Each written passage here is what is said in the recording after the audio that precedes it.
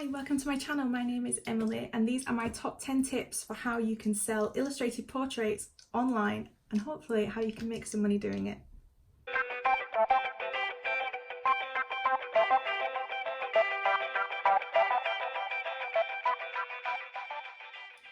So a bit of a background on me.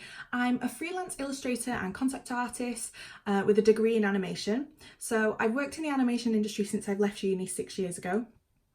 But on the side, I also do these illustrated portraits. So I started them in 2013. It was basically a way to earn a bit of extra cash. I did them for free for friends and family. And now it's sort of evolved and it's the way I pay my bills. You know, it's my main source of income. So hopefully the tips I give you are helpful. It's definitely what I've learned along the way. So let's go to tip number 1. Okay, so my first tip is find your style. There's so many styles you can do. You could go traditional, you could go digital, you can do very realistic portraits, you can do stick figures, you can do cartoon, there's so many different ways you can go and you need to find a style that suits you. I would avoid trying to emulate someone else. It's not going to work. You need to find a style you enjoy doing and that's you. So I would go online, go onto Etsy, see what other people are doing. It takes lots and lots of practice. You need to draw and draw and draw. You also want to maybe do some for family and friends. You know, don't charge them. Say, hey, mum, can I draw you, dad? It's all practice and it's a great way to get started. Tip number 2 is get on social media. I cannot stress enough how important it is to be on social media when you're doing portraits or any sort of artwork, but portraits in particular, and I'll tell you why. Once you've created your portrait for your family or your friends, the first thing they're going to want to do, hopefully if you've done a good job, is put it on Facebook. The biggest compliment is that they put it as their profile picture. Then what's going to happen? People comment, hey, who did that? Who did this? Where can I buy one for myself? They need to be able to comment with your Facebook page. If they've got nowhere to find you, you know, you've missed out on a sale there. I have an Etsy shop, I have my website, but the majority, I would say 90% of my orders come directly from Facebook. I just use Etsy as a place to send them to pay, but all of my orders come through Facebook and it's because people upload the images that I do, they tag me, they tag their friends. It's a great tool. If you're not on social media, it's 2019. So make a Facebook page, make an Instagram, make a Twitter, make whatever. But make sure you're uploading your images to there. You're going to get lots of orders, trust me. Or where are you going to sell? There's so many places. You could have a dedicated website, you could go on Etsy, that's what I do. Through social media, you could just link to a PayPal. You need to get your work seen. For me, Etsy works for me. I think it's a brilliant website. I can do a whole dedicated video on how to build an Etsy page and listings and things like that. But I get most of my orders through Facebook and then I link them to my Etsy shop. A lot of times people find me through Etsy just by doing a random search. So you need to figure out where you want to sell. The main thing is you need to be seen. You need to be seen in as many places as possible. You want to be linking your Etsy shop to Facebook. You just want to be on social media and I can't stress it enough. Okay, my next one is pricing. Pricing is scary. I remember starting out and just, oh, what do you charge? When people say, how much does it cost? What do you charge? I still have no idea if I'm doing it right. I think I found the sweet spot, but the key is when you're starting, start low. When I started, I said that every type of portrait was a set amount and I can't even remember how much I charged. Maybe I charged like £15 for a full colour illustration, as many characters as you want. That came to bite me in the butt because people used to have 20 characters and I didn't know what to do. I was just like, okay, yeah, it would take me hours. Start low, over time, you can increase the price. A tip I do is I charge per character. So 1 character is a set price, 2 characters is a set price, 3 characters, and then you can add on. If you want to add a background, this is so much. It just means that A person that wants 10 characters and a person that wants 1 character is getting 2 different prices, and it reflects the time you spend on it. That's a really important factor. How long are you going to spend on it? When you first start out, you're going to spend a lot of time on your portraits, as you should. They should be your best work. Don't be afraid to scrap it, start again. You know, you want it to be the best, especially if it's going on Facebook. But now, as you get more experience, like me, you know, I'm 6 years into this, I've done hundreds of them now. If someone comes to me and wants a couple, a wedding, I can do it quite quickly. And I've managed to find the right price point because of that. So don't be afraid, you will get it wrong. Everyone gets it wrong. Just start at a low point, and as you get more orders, you know, you can increase your price a little bit and time yourself. How long does it take to do a portrait?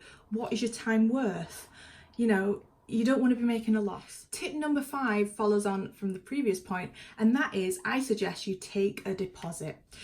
I say this because very early on when I first started, I wouldn't ask for any money up front. I would say, as soon as the portrait's finished, you pay me.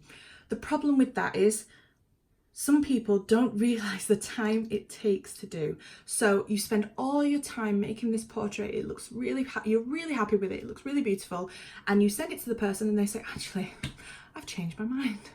Well, you can't resell that. That's personal to them. You've just lost out major. I started taking a deposit, even if it's half up front. I can actually tell you a story. So this happened a few years ago. It was Christmas time. I was so busy, and I was taking deposits up front. I'd opened up maybe 15 slots for Christmas, and I was asking for £25 up front, and the rest was to be paid at the end. And something happened. Whether I wasn't organised enough, somebody had done an order but they didn't pay the deposit, and I completely overlooked it.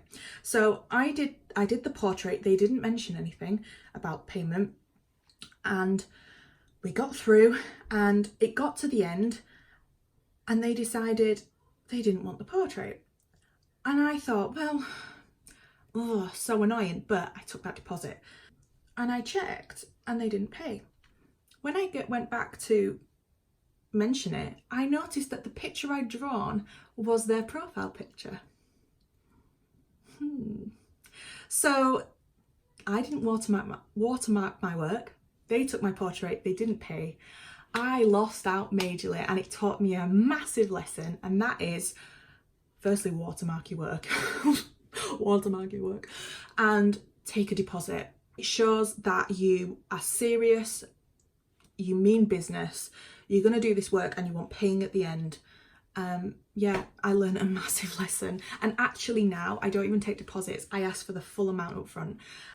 If you're starting out, that's probably too much, and you probably won't get orders for that. Maybe you will, I don't know. But for me now, I have so many orders come through and so many people message me that I just need to work on the ones that are serious, and if they're serious, they're going to pay up front. So yeah, take a deposit, no matter how big, small, it shows you're serious. My next tip is work in stages. I split my portraits into 3 stages, and I tell every person that makes an order with me about the 3 stages. When they place an order and they pay in full or take a deposit, I ask them to send photographs. I need lots of pictures from, you know, their head, their hair, they can be together, apart. I need all the details. I need to know if they've got tattoos. I need to know their personality. Do they like to wear pink? Do they, you know, I need to know these things. Once I have that, we do stage 1, and that is a sketch. A very, very basic sketch. It's very rough, and it's just my idea down on paper, and I send that across. They can make their first set of changes here. So they can tell me if they like it, don't like it. Once they're happy at this stage, we go to stage 2. So stage 2 is the line art phase. It's when I take the sketch and I just do the final complete line, and it's all ready to go. That gets sent again. I do that so that they can make any final changes before I paint it. The final stage is paint. This is the part that, you know, it makes it look beautiful. But if you've already had approval at the line art stage, then you don't have to worry. You don't have to worry that they're not going to like it at the end, and oh my god, what if they don't like it? In the beginning, I used to just do the full portrait and hit send and be like, oh, I hope And you know what? The majority of the time, it was fine. But there were some people that would say, oh, I don't know, I wanted them sat down. Why are they stood up? Well, first of all, they should have told you that, but it's fine. It meant I had to start all over again.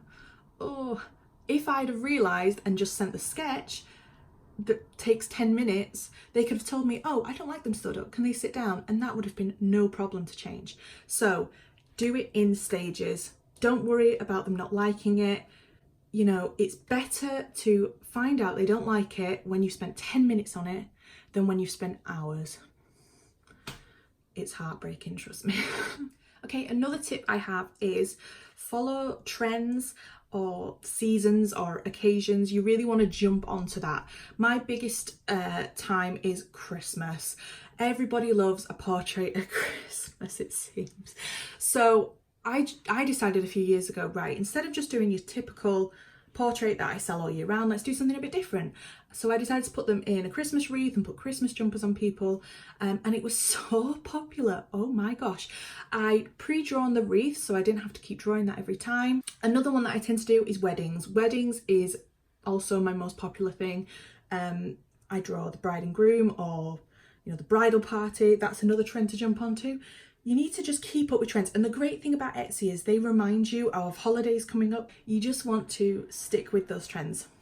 So now you've figured out your portrait, you've figured out your style, you know, you've got it on social media, you're starting to get some interest. You need to decide how you're gonna package everything and how you're gonna brand yourself. It's a really important thing, I feel, when sending out my portraits, that people get excited to receive them. I love the idea that someone has waited for this portrait and it's been delivered, they've got the envelope, they're opening it, and it's an exciting experience.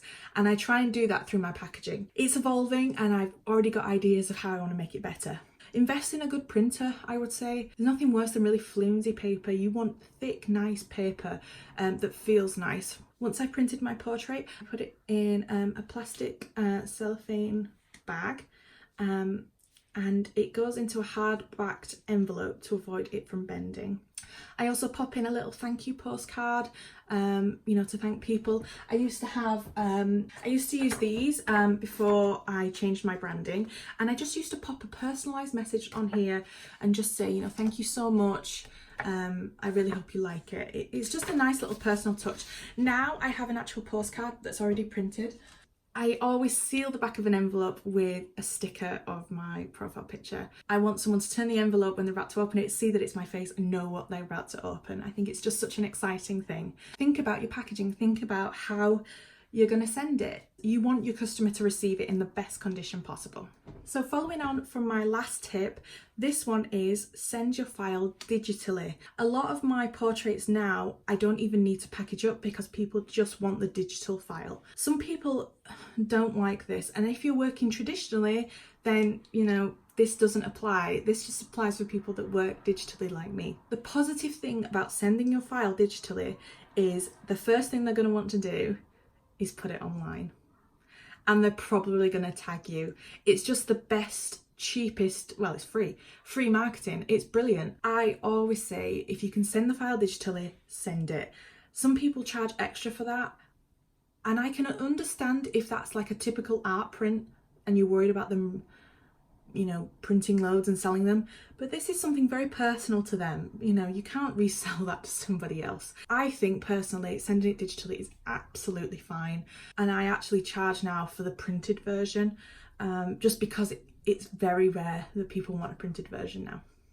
And here is tip number 10. My final tip is be kind. Be a lovely person when you're working with a customer. They've come to you for a portrait because they like your work. You know, it's the biggest compliment someone could give you is ordering from you, and I try my best to just be as nice as possible. Once I've sent the portrait, I make a real effort to follow up, see if it's a gift, see if they liked it, and it's a great opportunity then to maybe ask for a review on Facebook. You can ask for reviews on Etsy. You can get stars. 5 stars is brilliant. My biggest tip is to just enjoy what you're doing, be really kind to your customers. I can promise you now, I have so many people that come back every year for an update on their portrait. I've made a lot of friends now because of this business. You know, I've watched families. There's one family that I'll say hi to, Jess and Dave.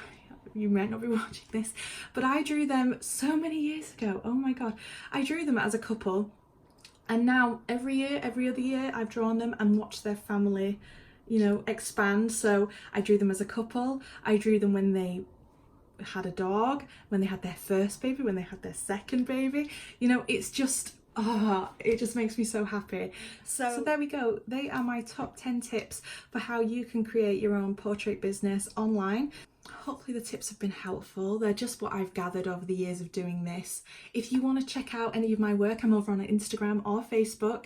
Make sure you set up your own Facebook page. I'll also link my Etsy shop below so you can see some of the work I have on there. But yeah, I really look forward to hearing from any of you that maybe take this advice and start your own business. Obviously it's not for everybody, but if you like to draw, you need something on the side, why not try? I mean, that's all I did. Please comment below with any other tips you might have. Let's share more tips, and please subscribe. I'd really love for you to follow me, and we've got lots more videos to come.